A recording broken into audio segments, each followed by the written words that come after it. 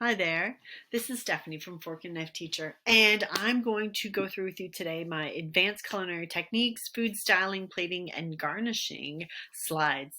All right. So these slides, this is kind of like pictures to inspire, showing some what I think are some nice plating shots with color and texture and things like that. So that's kind of like a warm up, let's say, a visual warm up for your students.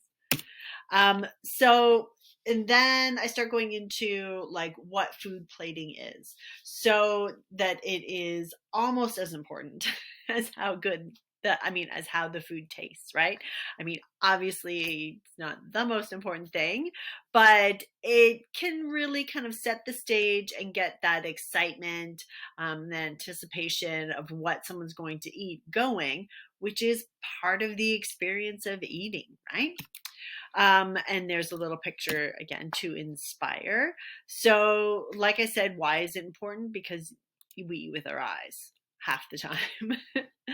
And first impressions do count. And, it also helps the students kind of, right, like when you're eating, gauge what you're going to eat. Like, is it going to be hot or cold, or do you think it's going to be spicy or not? And, helps manage expectations. So, yeah, so that's what those first few slides kind of you go over and discuss with your students.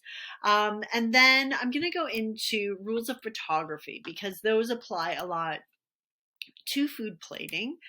There's a lot of kind of transferable information from the two. And I'm talking about good food photos on Instagram, how a lot of them are good because of their presentation of that food, whether it's like a contrasting color, like this burger here with all those wonderfully bright colors on it, or sandwich, I guess, not burger. um, but also colors and arranging food for height and layering in an attractive way. And then these are the rules of photography. So there's a rule of three, that they divide their shots into thirds, and that the main object is not necessarily right in the center, but it's kind of off to the side in the picture. So this is, the picture twice, and just kind of showing them an example of like how you could divide it into thirds here, and how the main focus of it, the gentleman with the canoe, he's actually off to the side, he's not right in the middle, and how that creates kind of an interesting picture. And so the same thing here. So, now the lines aren't there. We could put them in if you want, but they aren't there. You can kind of see, okay, it's off to one of the sides, one of the thirds, creating that interest.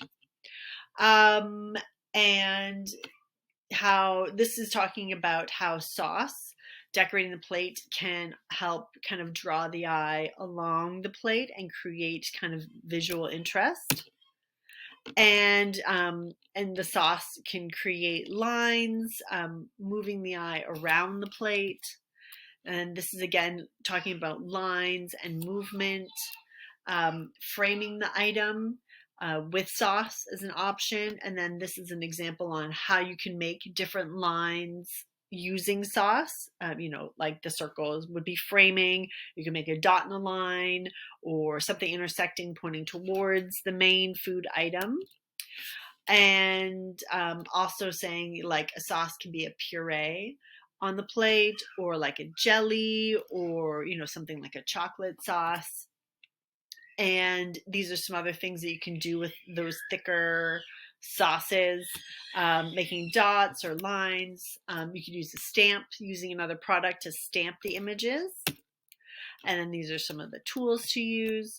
And then also kind of an older way of plating is plating as a clock, but still used in banquets and weddings, right, all over. So you have your protein at 6 o'clock, your vegetable at 3 o'clock, and your starch at 9 o'clock. And then these are 7 tips on plating food. Garnishing with a purpose, don't overload, opposites together, no light colors touching, soft base, show the sear. There we are. Stephanie from Fork and Knife Teacher. Check out my website.